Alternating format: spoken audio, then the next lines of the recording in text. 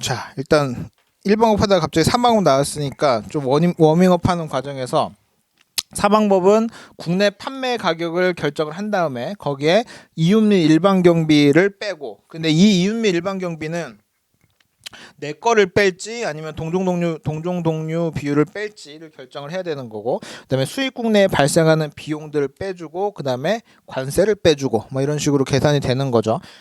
제가 요거 설명드릴 때 회계적으로는 어떻게 처리된다고 했냐면 요게 회계에서 말하는 세일즈랑 똑같은 개념이고, 세일즈랑 똑같은 개념으로 봐야 된다. 그래서 뭐 매출 N이나 매출 환급 같은 경우 다 회계에서 말하는 매출액으로 그대로 봐야 된다라고 얘기를 했었고, 그다음에 이제 물론 이제 이 금액을 산출하는 것은 관세법에서 말하는 뭐 수입국 내에서 가장 많은 수량으로 가장 많이 판매된 가격을 가지고 단위 가격을 결정하는 룰은 있지만, 어쨌든 회계적으로 봤을 때는 매출액과 동일한 개념으로 본다라고 했었고, 그다음에 이윤 및 일반 경비는 그 OE랑 OM을 다 합산한 영업 매출 총 이익을 가지고 얘기한다고 했으니까 여기서 이제 사실은 이제 GM을 다 빼버린다라고 말씀을 드렸고, 그러면 여기까지 빼고 나면 남은 것이 뭐냐면 COGS요. 여기까지 빼고 나면 COGS.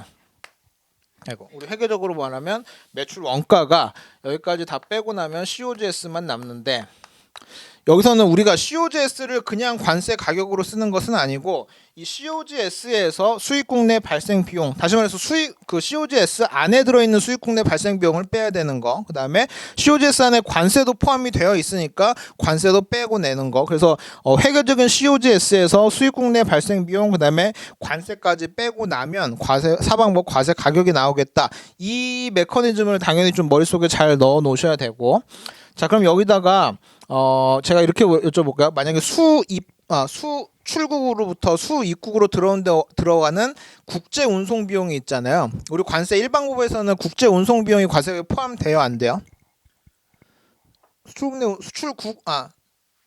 그 국제 운송 비용, 그러니까 수출국에서 수 입국까지 들어가는 국제 운송 비용 당연히 과세에 포함되죠. CIF 과세주의니까, 그죠? 우리 사방법에서는 그 국제 운송 비용 어떻게 처리돼 있어요? 사방법에서 포함돼 있어요? 포함 안 돼 있어요? 포함 안 돼 있나요? 포함돼 있죠. 왜?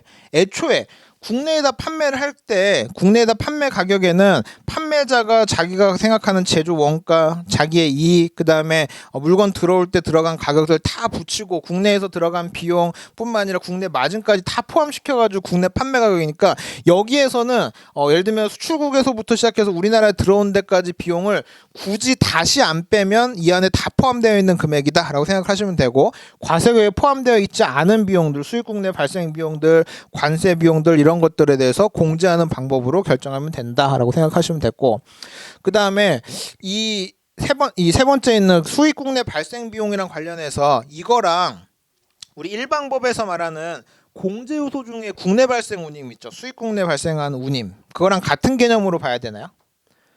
수입국에서, 그러니까 1방법에서 공제 요소에도 수입국 내 운송 비용 있잖아요.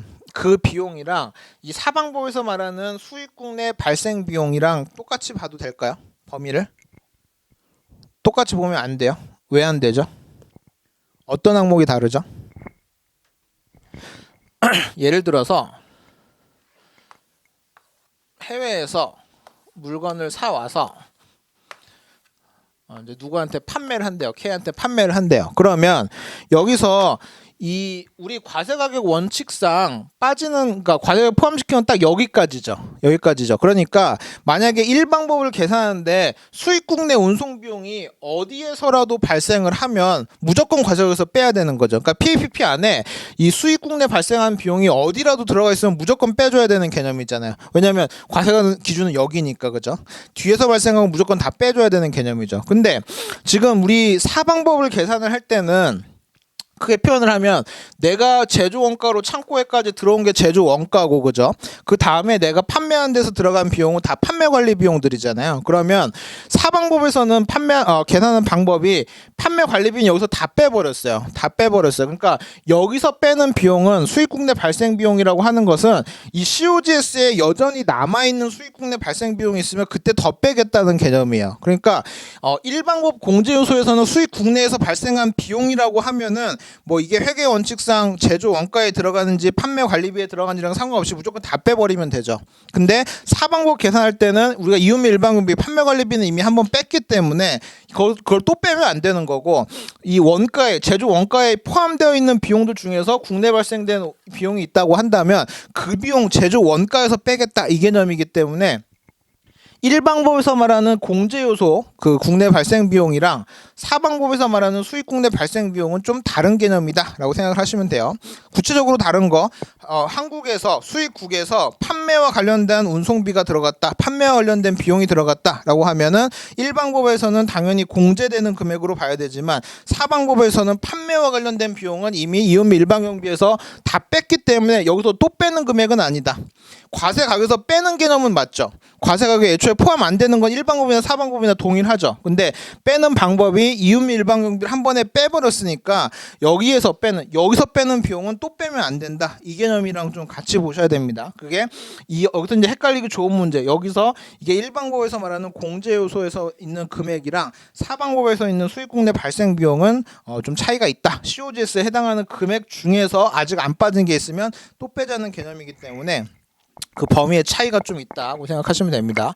그다음에 관세는 항상 생각하셔야 될 게 과세 가격을 결정을 한 다음에 그에 해당하는 관세를 내야 되는데 아직 과세 가격이 결정이 안 됐기 때문에 방정식으로 빼야 된다. 무조건 그냥 상수로 빼면 무조건 틀린 답입니다.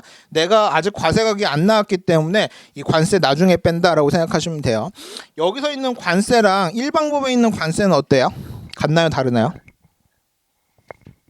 같다. 같은 개념이네요. 그죠? 내가 얼마를 내야 돼? 아까 금액이 같다는 게 아니라 개념적으로 내가 총 얼마, 과표가 얼마 나올 건데 그 중에서 관세 얼마 빼겠다는 개념이니까 그 범위 자체는 다 똑같은 거예요. 근데 과표가 다르니까 빼야 될 관세액 또 다를 수는 있겠죠. 절대값 자체는. 근데 개념 자체는 일방법 과표를 구한 다음에 관세를 빼는 거나 사방법 과표를 구한 다음에 관세를 빼는 거나 똑같이 율로 빼는 개념이다 라고 생각하시면 됩니다. 그래서 우리 항상 이걸 X, 내가 구하고 싶은 거 사방호 과세율 X라고 놓는다면 여기서 빼야 되는 거는 관세율 곱하기, 그러니까 이 과표가 X니까 관세율 곱하기 여기다가 X 곱한 거, 요게 이제 빼야 될 관세액이 되는 거죠. 그죠? 그래서 요거 다시 방정식으로 X 구하는 게 사방법이든 일방법이든 똑같다는 겁니다. 그죠?